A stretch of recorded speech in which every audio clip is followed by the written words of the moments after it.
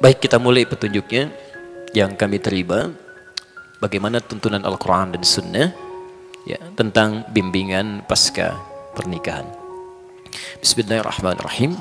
Kita mulai dengan Quran surah ke-30 ayat 21. Teman-teman sekalian, bagi seseorang yang sudah menyiapkan diri untuk membangun bahtera kehidupan yang baru dengan jalinan akad pernikahan, maka pesan pertama yang Al-Quran sering tanamkan, bahkan menjadi fitrah bagi calon pasangan untuk mencantumkannya bahkan dalam surat undangan. Seringkali dikutip Quran surah ke-30 ayat 21. Yang paling aneh begini, biasanya orang yang mengundang itu akan lebih tahu isi undangan dibandingkan yang diundang. Ya, kami dapat undangan dari teman-teman Al-Fityah. Tentunya teman-teman Al-Fityah lebih tahu isi program undangan itu dibandingkan saya yang diundang. Ada keanehan nih. Ada orang-orang mengundang dalam proses pernikahan, menuliskan ayat Quran, mencantumkan di surat undangan, yang ngundang nggak pernah baca ayat yang dicantumkan.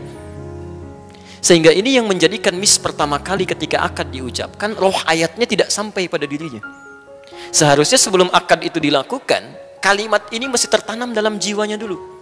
Supaya visi rumah tangganya ketika akad mulai dilakukan, sudah tertanam jiwa Quran di dalamnya. Maka perhatikan bagaimana Allah mengingatkan seorang pasutri itu, pasangan suami istri ya, yang telah menjalani akad, bagaimana bakal Quran mesti dibawa. Wa min ayatihi. Satu, saya ulang.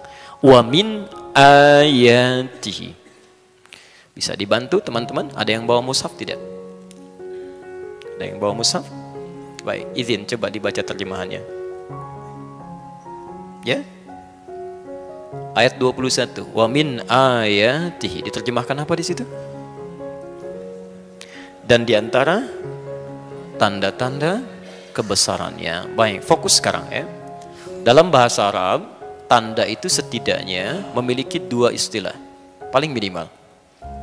Satu, namanya alam. Sering diberikan kata sifat dengan ta' marbutah, alamah. Diserap ke dalam bahasa Indonesia menjadi alamat. Kalau sudah dimaksudkan dengan kata alamat, itu artinya tanda yang mendekatkan kita pada tujuan. Di mana alamat gedung sate, dengan mengetahui alamatnya, semakin dekat Anda ke tujuan. Jelas sampai sini? Baik. Sekarang, kalimat kedua disebut dengan ayat. Jamaknya ayat. Saya ulang. Kalimat kedua disebut dengan ayah. Ya. Hamzah, wasal, a, ya, kemudian ta' marbutah. Jamaknya disebut dengan ayat.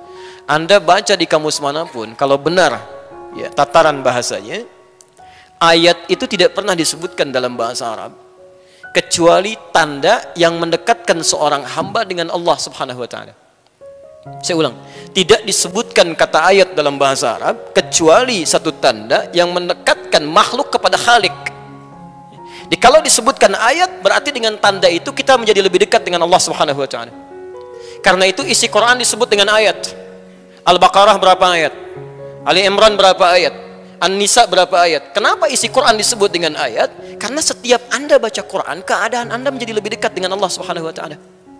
Jadi salah kalau ada orang Islam baca Quran kemudian dirinya tidak lebih dekat dengan Allah, ada yang keliru dalam bacaannya. Ya karena Allah sendiri sudah mengatakan di Quran surah ke-8 itu kan, dimulai dari ayat yang keduanya sampai ketiganya. Innamal mu'minuna alladzina idza dzukirallahu wajilat qulubuhum wa idza tuliyat alaihim ayati zadatuhum imana. Ya, orang beriman itu kalau disebutkan nama Allah saja ada getaran di jiwanya, apalagi kalau dibacakan ayat-ayatnya, bertambah keimanannya. Jadi kalau ada di antara kita baca Quran kemudian tidak menjadikan hubungan dirinya dengan Allah menjadi lebih dekat, ada yang keliru dengan cara bacanya. Nah sekarang ayat rumah tangga ketika telah terjalin ikatan akad itu, oleh Quran dibuka dengan kalimat ayat dan bentuknya dijamakkan. Wa min ayati. Seakan-akan melukiskan pesan bahwa, maaf, pernikahan itu tidak diperkenankan oleh Allah Subhanahu wa taala kecuali salah satunya menjadi wasilah untuk dua insan ini untuk menjadi semakin lebih dekat dengan Allah Subhanahu wa taala.